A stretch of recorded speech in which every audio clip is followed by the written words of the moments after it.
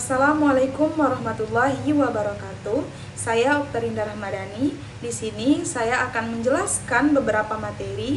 Adapun materi yang pertama itu definisi bahasa dari berbagai teori, yaitu teori strukturalis, teori innatis, teori sosiokultural, teori fungsional, dan teori psikolinguistik. Adapun yang kedua itu unsur-unsur dalam pengertian bahasa. Yang ketiga itu ada fungsi bahasa menurut Halliday. Yang keempat itu ada keterkaitan unsur pengertian dan fungsi bahasa dalam kehidupan anak. Baiklah, adapun materi yang pertama itu definisi bahasa dari berbagai teori. Ada teori strukturalis, yang mana bahasa itu adalah sistem tanda suara yang terorganisir secara berjenjang dengan aturan yang jelas untuk menyusun unit-unitnya, baik itu suara, kata, dan kalimat. Contoh, anak usia 3 tahun yang bisa menyusun kalimat "aku bisa makan apel" itu karena telah mengenal pola struktur kata, yaitu subjek, predikat, dan objek. Kedua itu ada teori innatis, yang mana bahasa itu adalah kemampuan bawaan yang ada di dalam otak manusia yang disebut itu perangkat lunak bahasa universal, yang mana anak secara alami mampu menangkap pola bahasa dari lingkungan. Contoh, meski tidak diajarkan secara khusus, anak usia 2 tahun bisa mengubah kata makan menjadi makanan atau menggunakan kata saya sebagai ganti nama diri tanpa dipaksa.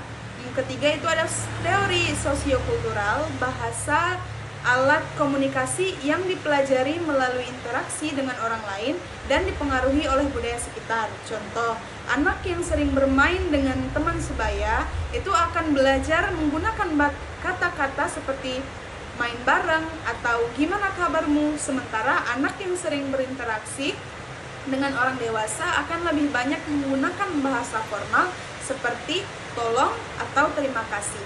Yang keempat itu ada teori fungsional, yang mana bahasa adalah alat untuk memenuhi kebutuhan dan tujuan komunikasi dalam kehidupan sehari-hari. Contoh, anak berkata aku haus untuk meminta minuman, memenuhi kebutuhan dasar, atau jangan diambil untuk melindungi mainannya, mengontrol situasi. Yang terakhir itu ada teori psikolinguistik, yang mana bahasa adalah hasil proses berpikir dan pemrosesan informasi di otak yang berkembang seiring dengan kemampuan kognitif anak. Baiklah, adapun materi yang kedua yaitu unsur-unsur dalam pengertian bahasa. Di sini ada unsur yang pertama itu ada unsur bunyi atau kata, yang dimana anak itu mampu mengucapkan kata seperti mama, ayah, atau benda seperti bola. Yang kedua itu ada unsur makna, yang dimana anak mulai memahami arti kata, misalnya tahu bahwa bola adalah mainan bulat. Yang ketiga itu ada unsur aturan bahasa, di mana anak itu mulai menyusun kalimat sederhana meskipun belum sempurna.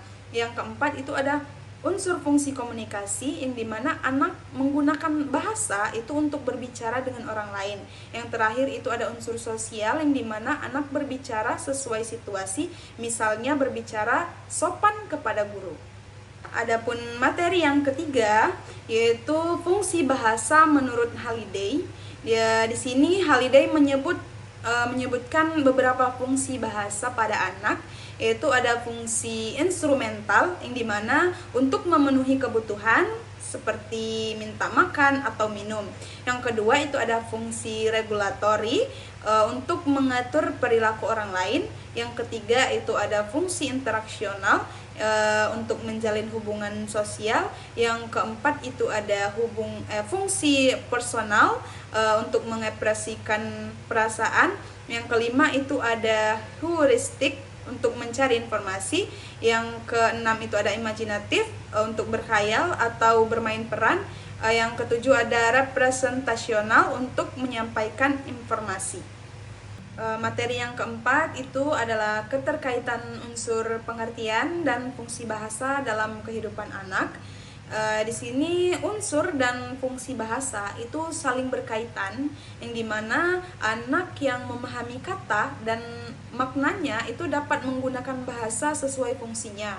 Contohnya, karena anak memahami makna kata minum, itu ia mampu mengatakan aku mau minum untuk memenuhi kebutuhannya. Dengan demikian, bahasa itu membantu anak berkomunikasi, bersosialisasi, dan mengembangkan kemampuan berpikir serta emosinya.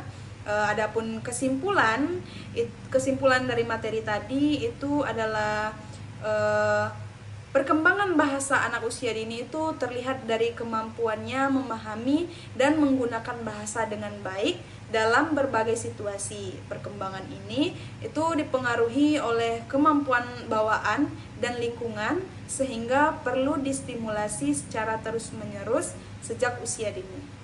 Baiklah, mungkin itu saja materi yang dapat saya jelaskan. Saya akhiri. Wassalamualaikum warahmatullahi wabarakatuh.